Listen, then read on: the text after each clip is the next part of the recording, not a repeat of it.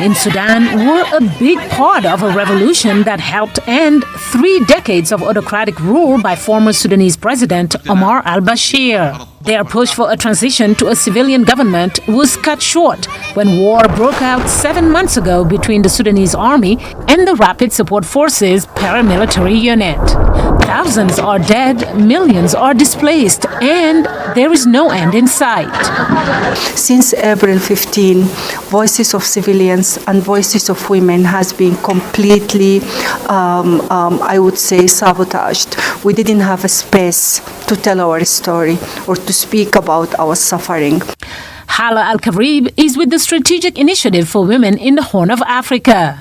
She says her organization convened a 2-day summit in Nairobi because it's important to bring Sudanese women and civil society groups together. We have participants who came from conflict zone and they have endured living under fire and exposed to all kinds of violence for the past 7 months. It's really critical to listen to their stories, to listen to their experience, and to listen to their positions and views. Some participants spent 3 to 10 days on the road to reach Nairobi, including Nidal Usman Musa, who runs the South Khartoum Kandakat grassroots organization. We have faced much obstacles, displacement, refugees, rape, violence. We missed our job, our children missed their education, and also we missed our voice in this war.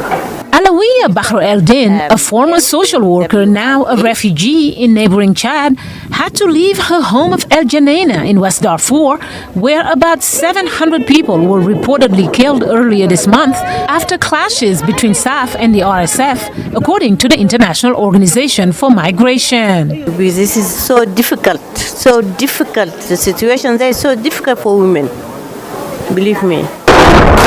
The fighting in Sudan has made it hard to reach certain areas, says Nadal Fadul, who's with SUDRO, the Sustainable Development Response Organization. She's based in the United States. Fadul says it's imperative the women unite toward peace and how to sustain it, so the reality on the ground doesn't happen again.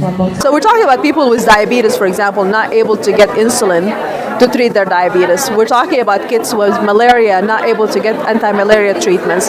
We're talking about women not able to get simple menstrual hygiene products to be able to go through that with dignity. Others participating in the conference as a show of support included the Netherlands Chargé d'Affaires to Sudan, Burish Ramsuk, now living in Nairobi, who said the challenge for these women is to develop a political strategy for getting a seat at the negotiating table. There's an extra hurdle for women to be taken, and that is not only to formulate their vision, what they want for women in Sudan, but also to be heard.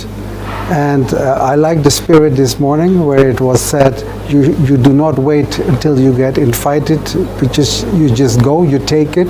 Mariama Diallo, VOA News, Nairobi. I told him, if you don't hold on